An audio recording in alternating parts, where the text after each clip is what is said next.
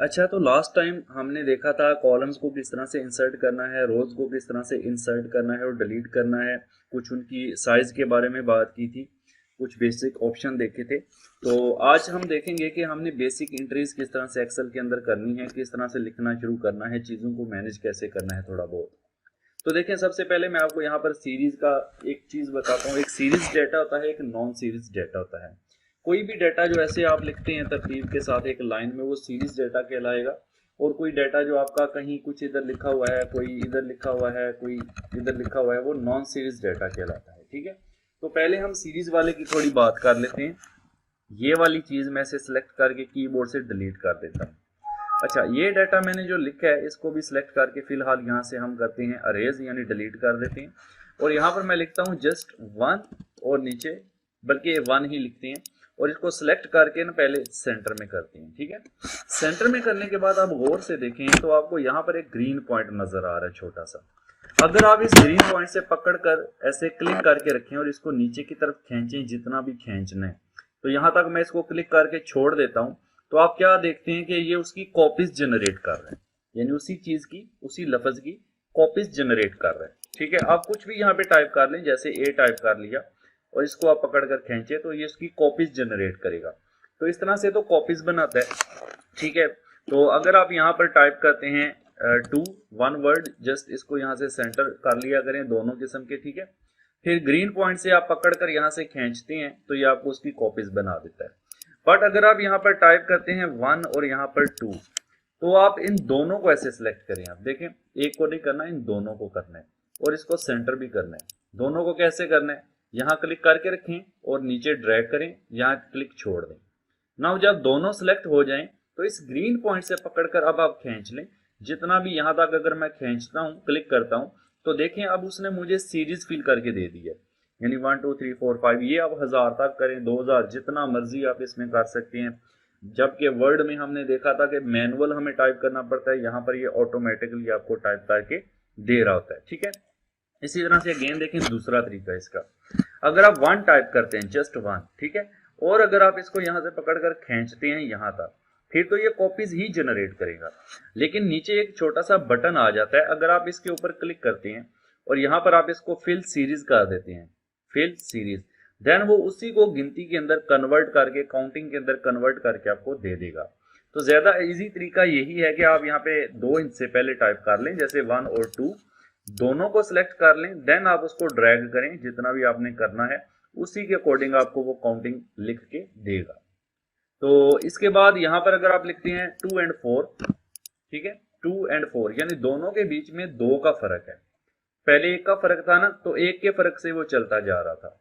अब इन दोनों के बीच में 2 का फर्क है। तो अब अगर आप दोनों को सिलेक्ट करके ग्रीन पॉइंट से पकड़कर खींचेंगे तो ये 2 2 के फर्क से चलेगा।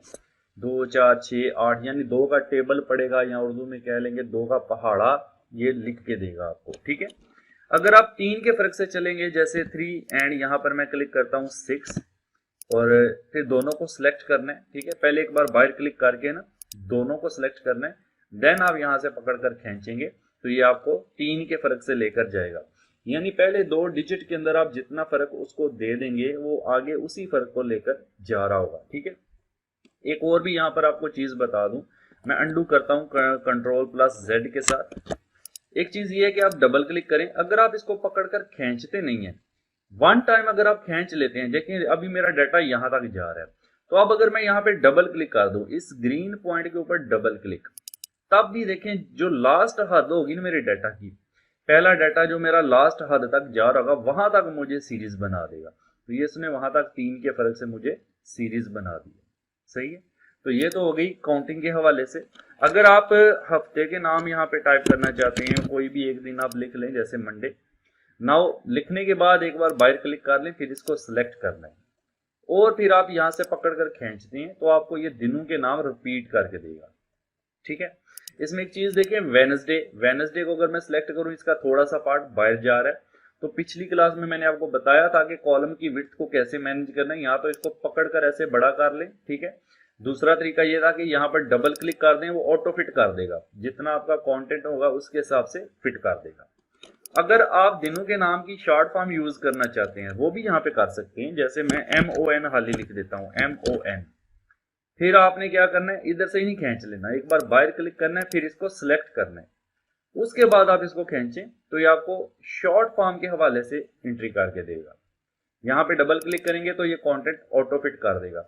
अगर आपको इनका भी कंटेंट ऑटो फिट करना है तो आप यहाँ पे देखें, जिसको भी ऐसे डबल क्लिक करेंगे उसका कॉलम ऑटो फिट कर देगा, बट ये एक एक करके है। अगर आपको ये सारे कॉलम्स का ए से लेकर एफ तक सारे का करना है तो ये क्या, आप फिर क्या करेंगे, ए को क्लिक करेंगे, क्लिक छोड़ना नहीं है, आप इसको ऐसे ड्रैग करके एफ तक ले जाएंगे ऐसे, ठीक है। ए के ऊपर क्लिक करके, याद रहे, ठीक है। देखें यहां पर ए के ऊपर क्लिक करके रखें और ड्रैग करके एफ तक जाकर छोड़ दें। अब आपके सारे ये यहां तक सिलेक्ट हो चुके हैं। किसी भी एक के ऊपर यहां पे जाकर डबल क्लिक कर दें, जैसे इधर कर सकते हैं, इधर भी कर सकते हैं। तो मैं यहां पर डबल क्लिक करता हूं तो आप देख सकते हैं कि ये सारे ऑटो फिट हो गए, ठीक है। अब आगे चलते हैं। अब महीनों के नाम मैं आपको बताता हूं। मैंने जनवरी टाइप किया और इसको मैं सिलेक्ट करके खींचता हूं तो ये मुझे महीनों के नाम बता देगा, ठीक है। ऑटो फिट करना है तो डबल क्लिक करके आप ऑटो फिट कर सकते हैं। इसकी शॉर्ट फॉर्म भी आप यूज कर सकते हैं, जैसे मैं यहाँ पर शॉर्ट फॉर्म लिख लेता हूँ। अब आप इसको अगर ड्रैग करते हैं तो आपको ये शॉर्ट फॉर्म में बना देगा, ठीक है ना। तो इस तरह से ये आपको ऑटोमेटिकली सीरीज जनरेट करके एक्सेल दे रहा होता है, जिससे काम फास्ट हो जाता है, आसान हो जाता है। अब ये सारी चीजें तो हमने कॉलम वाइज की हैं, ये नीचे की तरफ कॉलम वाइज मैंने खींचा है। आप चाहें तो रो वाइज भी इसको बना सकते हैं। कैसे, थोड़ा सा यहाँ पे चले कर लेते हैं। देखिए मैंने यहाँ लिखा 1, अगली यहाँ पे कॉलम में मैंने 2 लिख दिया। अब इन दोनों को ऐसे सिलेक्ट करना है रो वाइज। पहले मैं नीचे कॉलम वाइज कर रहा था, अब मैंने दोनों को रो वाइज सिलेक्ट किया। यहाँ से पकड़कर आप ऐसे खींचे तो आप देख सकते हैं कि ये अब रो वाइज मुझे गिनती लिख के दे रहा है, जितना भी मैं इसको खींच लूंगा, ठीक है। बाकी रही बात कॉलम विड्थ, आपने ऑटो फिट करनी है तो एक एक करके करनी है तो ऐसे होगी, और इकट्ठी साहब की करनी हो तो बता चुका हूं कि यहाँ क्लिक करके रखें, ऐसे ड्रैग करें, सारे सिलेक्ट जब हो जाएं तो यहाँ पे डबल क्लिक कर दें, वो आपको ऑटो फिट कर देता है। अब देखें ये छोटे छोटे बॉक्सेस बन गए हैं, ये बड़े हैं क्योंकि ये मैंने ऑटो फिट कर दिया। इसी तरह नीचे आ जाते हैं, इस स्क्रॉल बार को नीचे कर लेते हैं और यहाँ पे मैं आपको संडे लिख के बता देता हूँ, दिनों का नाम, दिन के नाम है। तो आप इसको सिलेक्ट करें और यहाँ से पकड़कर खींचे, जो रो वाइज भी आपको सीरीज बना के दे रहा होगा। इसी तरह से आप यहाँ पे जो है वो महीने के नाम लिखना चाहते हैं। चलिए नेक्स्ट शीट पे चलते हैं। यहाँ से मैंने शीट ऐड की तो अगली शीट पे आगे थोड़ा जूम किया, यहाँ पे मैं लिख लेता हूँ जनवरी। अब इसको क्लिक करें और रो वाइज खींचे यहाँ से, तो ये रो वाइज आपको बना के दे रहा होगा, ठीक है ना। और अगर आप महीने दिनों के नाम लिखते हैं, संडे मंडे कुछ भी आप लिख सकते हैं, फिर इसको पकड़कर आप खींचते हैं तो आपको महीनों के नाम लिख के दे रहा होगा। उसके बाद आप गिनती 1 और 2, अगली लाइन में 2 लिखें, दोनों को सिलेक्ट करें, यहाँ से खींचे, ये आपको गिनती बना देगा, ठीक है। तो कोई भी फर्क आप रख लें, 3 और 6 का फर्क रख ले। तो ये अभी हम रो वाइज चल रहे हैं। पहले जो मैंने तरीका आपको कॉलम वाइज, ऐसे दोनों को सिलेक्ट करें, ग्रीन पॉइंट से पकड़कर खींच लें।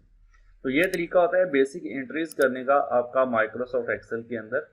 इन बेसिक सीरीज को आपने अच्छी तरह से देख लेना है, ठीक है। बाकी सेटिंग्स इसकी देखी जाए, अगर कलर शलर चेंज करना है तो ये वर्ड की तरह है, आप किसी को भी ऐसे सिलेक्ट करके उसका कलर वगैरह आप चेंज कर सकते हैं, ठीक है।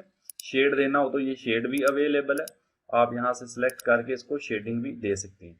शेड भी मैंने वर्ड में काफ़ी डिटेल में आपको समझा दिया था कि ये सिलेक्टेड एरिया को कलर करता है, ठीक है। तो ये शेड कहलाता है। बॉर्डर भी यहाँ पर अवेलेबल है, ये बॉर्डर भी हमने वर्ड में पढ़ा था कि आपने अपने अगर डाटा को ऐसे सिलेक्ट करके यहाँ से बॉर्डर अप्लाई करना है, ऑल बॉर्डर करेंगे तो इस तरह से आपको बॉर्डर भी अप्लाई कर देगा। बाकी साइज बड़ा छोटा अगर आप करना चाहते हैं, जनवरी का साइज बढ़ाना है तो देखें वर्ड की तरह ही है, यहाँ से बढ़ा सकते हैं, यहाँ से कम कर सकते हैं, यहाँ से भी बढ़ा सकते हैं। फॉन्ट चेंज करना है तो आप यहाँ से फॉन्ट भी इसका चेंज कर सकते हैं। तो ये कुछ चीज़ें हैं जो वर्ड से मिलती जुलती हैं, ठीक है। तो कट कॉपी पेस्ट ये सारा वर्ड की तरह ही यूज होता है, ठीक है ना। तो इसकी प्रैक्टिस कर लें, इंशाल्लाह नेक्स्ट क्लास में हम बेसिक एक्सेल के प्लस माइनस के फॉर्मूले वगैरह अपने देखेंगे।